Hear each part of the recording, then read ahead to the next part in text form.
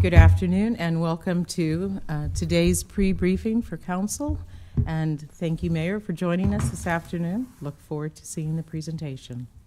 Well, thank you, Chairwoman Washington, and good afternoon, members of the Council. It's truly a pleasure and an honor to be here before you to present the 2024-2026 proposed biennial budget for the City of Lincoln for your review and consideration. And so to get started, I want to just begin with the vision and reminding the viewing public that all of the work we do together here at the city is in service to a larger vision of leading our community towards a successful, secure, and shared future. And this vision reflects the belief that city government, at its best, frees people from worrying about the basics of urban living so that they can focus on their families and their futures.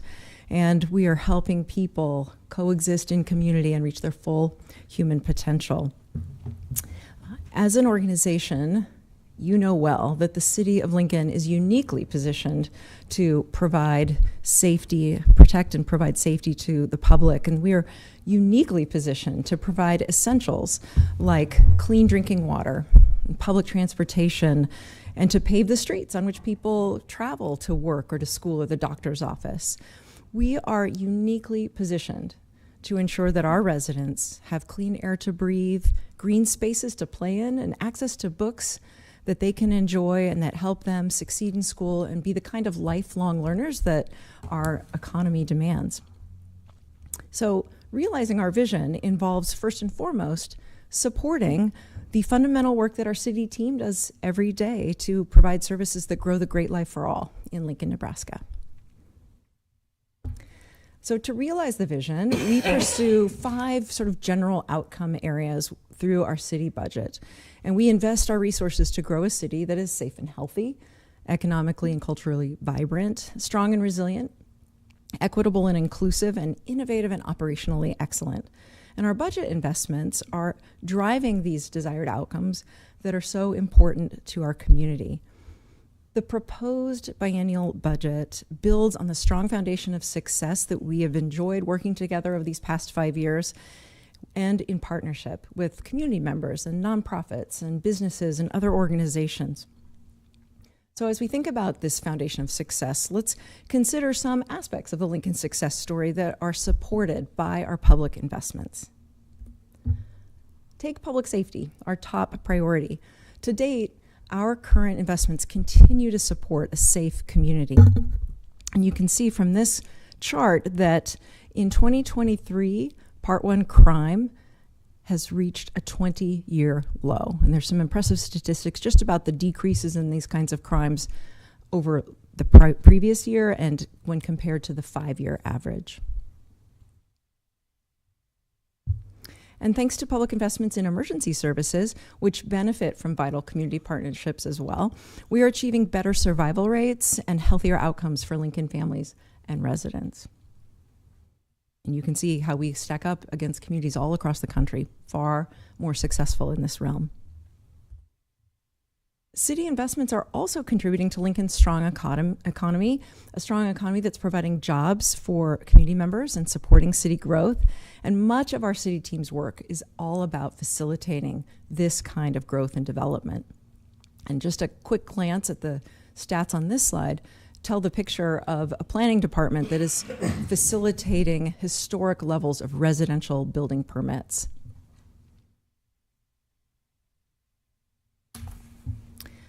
And our work together is launching Lincoln to new heights. And we are now the 5th safest capital city, the top 5 cleanest air in America, the 7th best city for renters, 10th best city for young professionals, the #1 city in America for retirement, the #1 safest city for pedestrians in the nation, and the 6th best run city in America, in no small part due to your leadership. So the good news is that together we are growing a safe and successful city. And building on this success, the proposed 24-26 biennial budget continues to deliver exceptional city services while further enhancing the quality of life for all in Lincoln. To cultivate the quality of life capital of the country, we are making sound strategic investments designed to grow the great life to make Lincoln the safest and healthiest capital city in the country, and to support strong neighborhoods and an even more dynamic downtown for visitors and residents alike. From a macro perspective, those tax-funded investments look like this. The total community investment in the tax-funded budget is approximately $282 million in year one and $293 million in the second fiscal year. Our budget provides resources that are necessary to deliver on community priorities.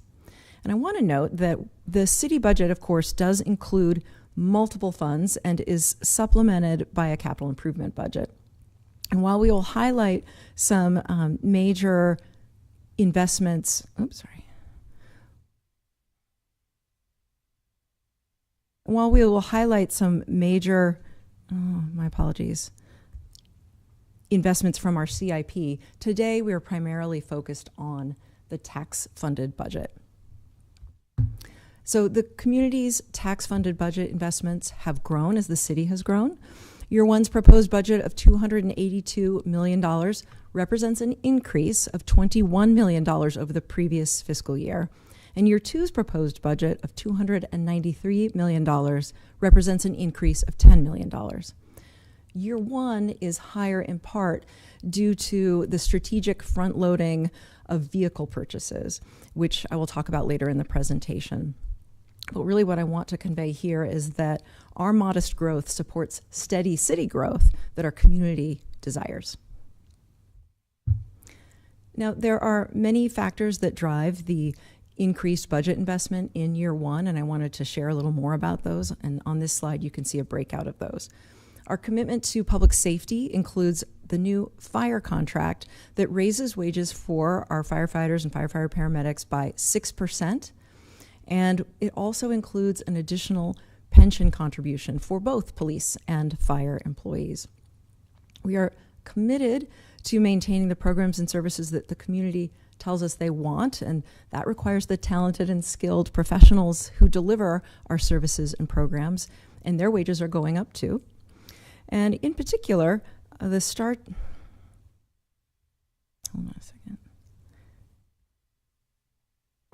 I cannot scroll down there. Thank you. Okay. And in particular, StarTran Public Transit is getting an increased investment.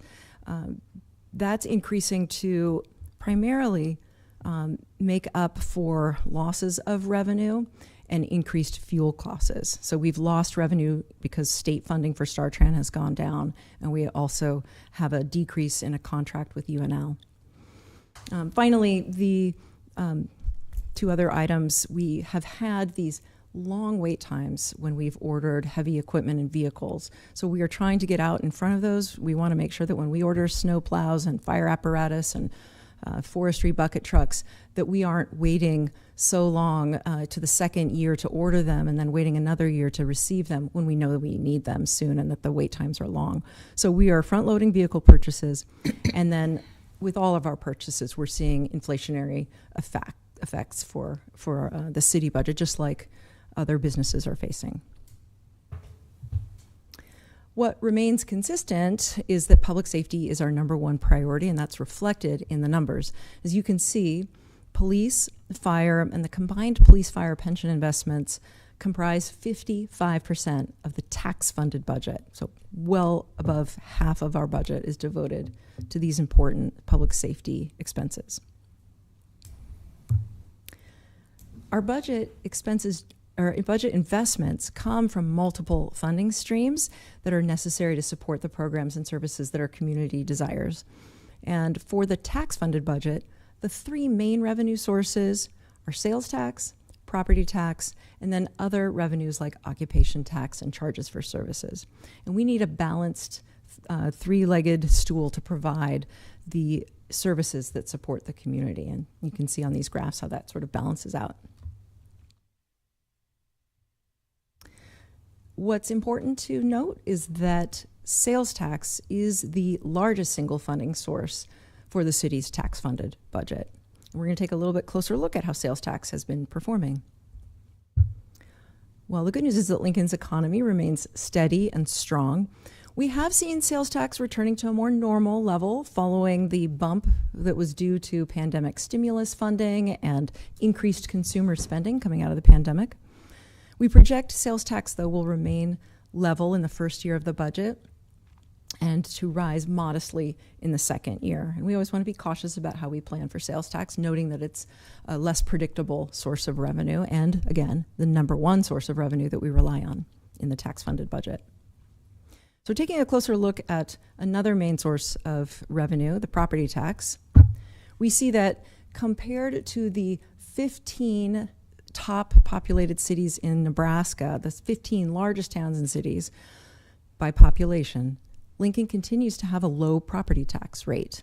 For this budget, the property tax rate remains at the current level, but again, you can see it's 9th lowest, and you see Omaha and a lot of the surrounding communities of Omaha have higher rates of property tax levy. What's really important for the Lincoln taxpayer to understand about property tax is that city government receives 17% of the total property tax bill. So put another way, for every dollar that our community members pay in property tax, the city of Lincoln gets 17 cents. And we're really efficient at turning that funding into infrastructure, investment, and services that grow our economy and our high quality of life. So once again, here's how we think about what we need to achieve for our residents through these public investments. These investments are cultivating the quality of life and making sure that our city grows ever more safe and healthy, ever more economically and culturally vibrant, strong and resilient, equitable and inclusive, and innovative and operationally excellent. Welcome.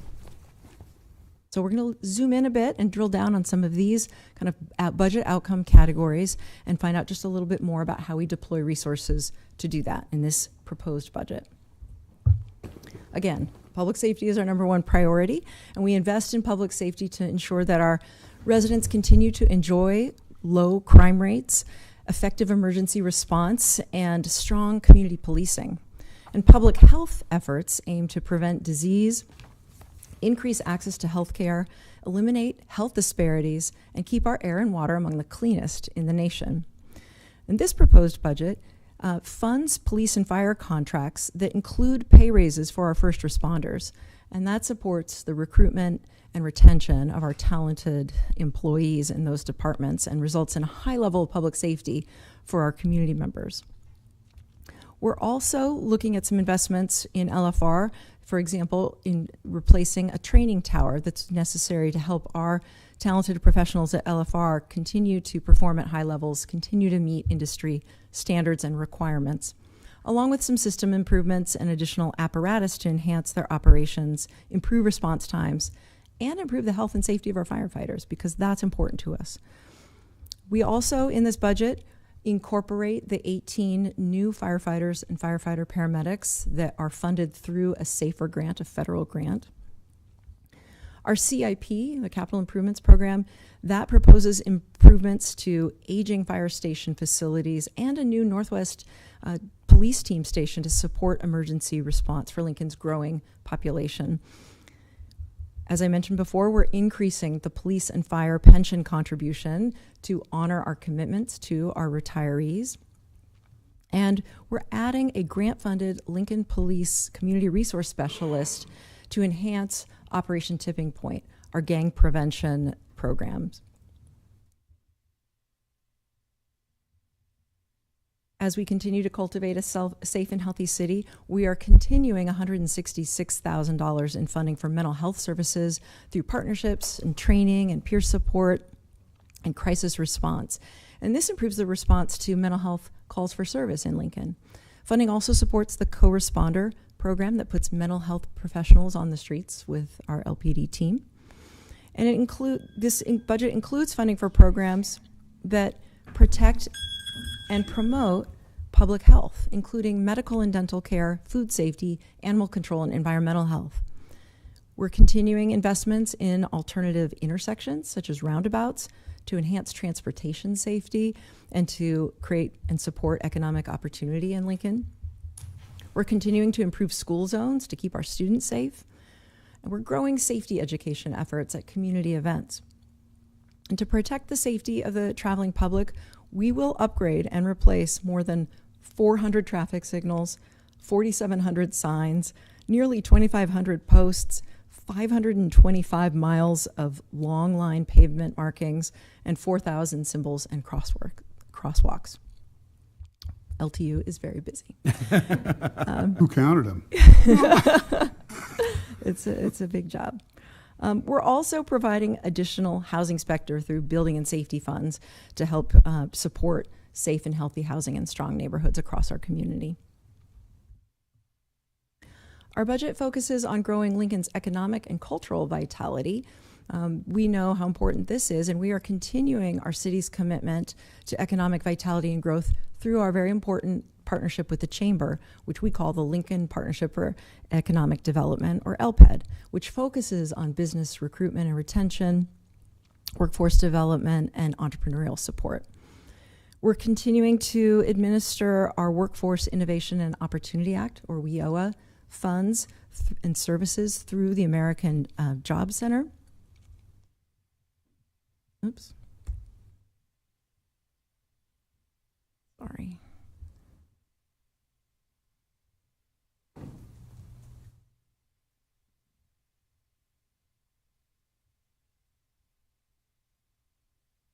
Let's read the slide. We, of course, at the American Job Center offer job opportunities and job training and supports as people seek employment, and helps our employers in Lincoln find the talent they need to expand their businesses and grow their operations. And we're continuing to administer a Ticket to Work program to grow Lincoln's workforce by connecting folks with disabilities with career opportunities. As we cultivate an economically and culturally vibrant city, we're investing in the iconic new South Haymarket Park, which will continue to support a high quality of life for downtown residents, attract outside visitors to Lincoln, and serve as an economic development catalyst in our city. We're investing in the overall park system with renovations of 7 public playgrounds and continued funding for public pool maintenance and repairs, which is, we know, very important. We're investing in commercial districts and the Downtown Corridors project to showcase Lincoln's dynamic downtown.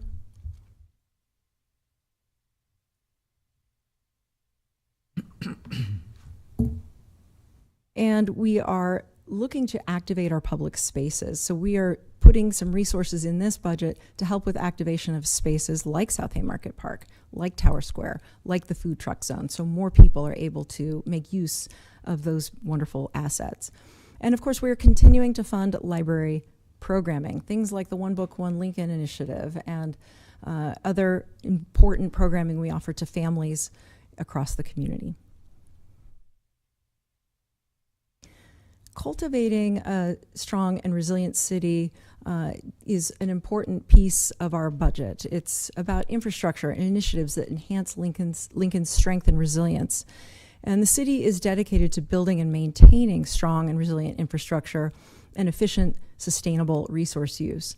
Our climate action plan guides our work to prepare for severe weather events, reduce environmental impacts, and prepare for severe weather and secure a second water source. The city budget invests in our solid waste and recycling operations to protect community health and safety and support continued community growth. And we're going to continue our housing and neighborhood revitalization programs, including the city's heat pump program. Thank you to the council for allocating funds for that important initiative in the last budget. We're going to continue to do that in each year of this budget. And we're also moving forward with the rental rehab initiative, and we anticipate rehabbing another 200 units of rental housing in the south of downtown area, improvements that not only preserve and increase the affordability of those units, but also create energy efficiency and greenhouse gas emission reductions. Streets are a top priority to us all, and we know that our street investments support hundreds of millions of dollars in investment, of private investment and across the community. This budget increases transportation funding for streets by nearly $3 million in year one. And year 2 shows the effect of Lincoln on the Move quarter-cent sales tax ending on September 30th, 2025. Lincoln on the Move has been providing an average of $15 million per year in additional funds for street repair and construction across the community. And we will be engaging the community over the next year about their desire, their appetite to continue that investment. Along with the Lincoln on the Move program, I just want to highlight that we will continue to make investments in bike lanes and street markings and trails, because they are part of what make our city strong and resilient and enhance our transportation network. Thank you. Great. Perfect. Thanks so much.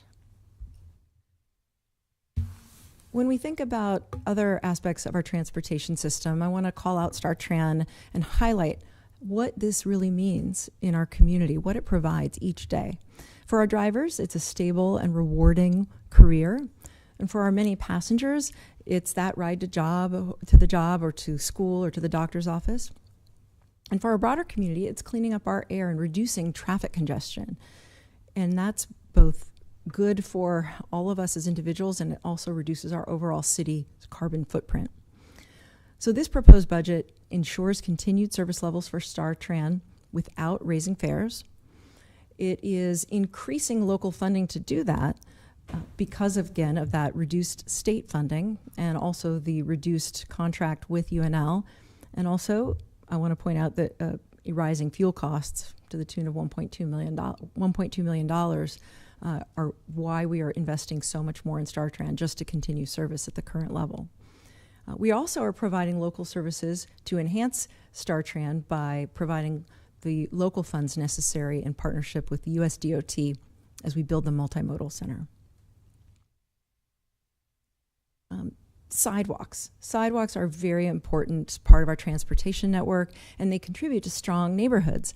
And our ongoing work includes sidewalk repair and making ADA improvements to ensure accessibility and ensure pedestrian safety and to contribute and promote healthy living. Okay, I'm just making sure you're still awake. Okay, we're about 30 slides in. So on Ted Lasso, Danny Rojas was famous for saying that football is life. And if he was referring to American football instead of soccer, I'm sure all of the folks who live in Lincoln would agree. But here in Lincoln, we know that water is life. So we are making historic investments in water infrastructure to secure Lincoln's growth, vitality, and well-being far into the future. Water 2.0 will create a second source of water to support future generations in our growing community, a community projected to grow by 115,000 residents by the year 2050. And it'll also help maintain Lincoln's long-standing water independence and also increase our flexibility and autonomy over how we can maintain a strong water supply through floods and droughts and bomb cyclones and whatever else Mother Nature throws at us. So in this next biennium, we will be investing $215 million in infrastructure engineering and land acquisition and more associated with Water 2.0, securing that second source. We're also in water providing $47.2 million in capital investment in year 1, $45.3 million in year 2. And that's going to actually help us increase the number of water mains that we are able to replace in existing neighborhoods each year. We're going to go from 7 miles of water mains each year to 8 miles of water mains each year. And we're going to implement additional 3 miles of new water main extensions and construction each year to support new homes and businesses. And we're going to invest in team members necessary to get this work done for our community members. And finally, we anticipate adding a water system satellite facility to help us store equipment and supplies and vehicles necessary to do this vital work. Looking at wastewater, we're making system improvements that build additional capacity up at Teresa Street Treatment Plant to support our growing community, and that includes $33.8 million for wastewater capital improvements in year 1 and $38.9 million in year 2. Operational investments in wastewater include adding a couple of plant operators to support these expanded operations. And thank you again for your vote to support the expansion of Teresa Street. We've got to be able to expand wastewater capacity if we want to bring a lot of new homes online in this community. Equity and inclusion is at the heart of our community's values. And we are dedicated to creating opportunities for all residents of all backgrounds and all zip codes, and to ensuring that everyone has a voice in our city's future. And thank you for helping to make that happen, not only during the budget season, but every Monday when you facilitate public hearing on the things that matter to our community. So our part of this value of being equitable and inclusive means that we're making deliberate investments in this budget in affordable housing initiatives, neighborhood vitality, and community well-being and belonging. We're going to continue our successful rental rehab program, as mentioned before, expecting over 200 additional units improved over the 2-year period. We're going to continue Aging Partners service delivery to our growing senior population. We know the demographics shifts are occurring, and we want to make sure we're meeting the needs of our older residents, especially when we recognize that our new Victory Park Center is serving more and more individuals. We've seen a 300% increase in usage compared to the previous location. So we're having a lot of success, and we want to continue to deliver on the needs of our older residents. We're also investing in our joint budget committee partnership with Lancaster County to support local nonprofit agencies and health services for families and residents in need. And funding is increased by an additional 3%, but also there is $100,000 in each year, $100,000 in each year of the budget for early childhood education.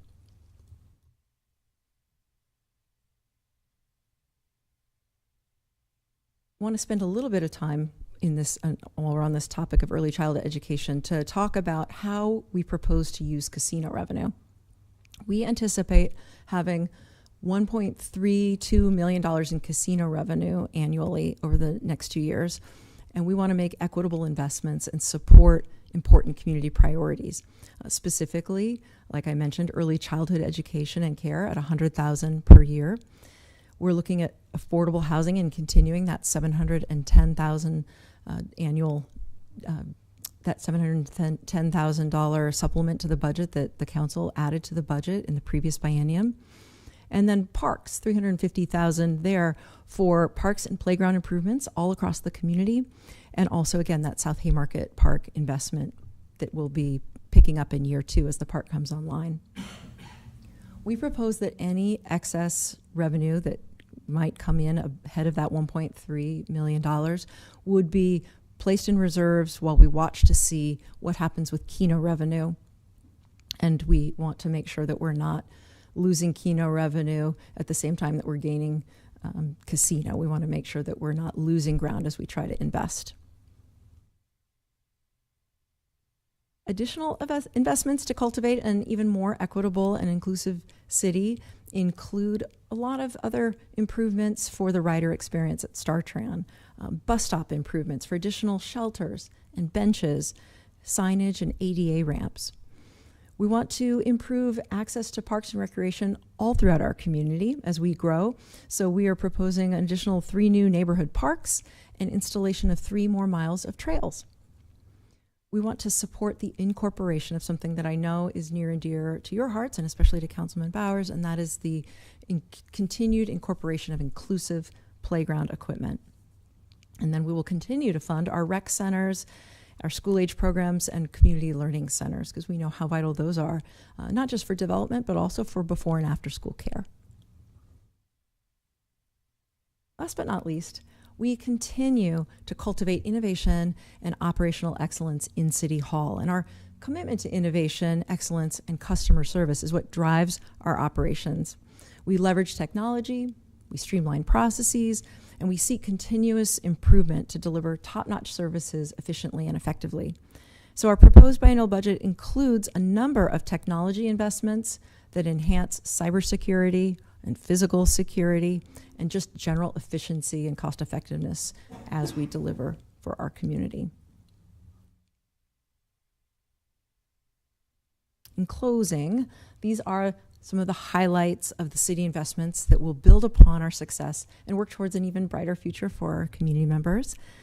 Through this fiscally responsible allocation of public dollars, we will continue to partner with our community members to cultivate Lincoln as the quality of life capital of the country.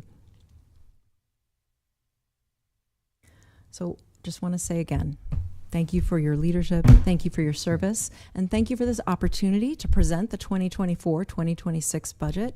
I really look forward to the council's further engagement of our community with robust discussion of shared priorities. And it is my utmost hope that you and our community will embrace this budget like a Bridgerton love match. Thank you. Wow. Thank you so much. Well, thank you very much, Mayor. I don't know if we can embrace it exactly like a Bridgerton love match. Not in public. But I look forward to hearing more about the details of the budget in the upcoming days when we have the budget presentations by each of the directors. Okay. So thank you very much. Thank you. Okay, very good. That brings this presentation to a close, and I know we probably have lots of questions, but I'm going to ask that we hold them all until tomorrow and the next day. We will take a 1-minute break and come back for directors at 2:03. Thank you.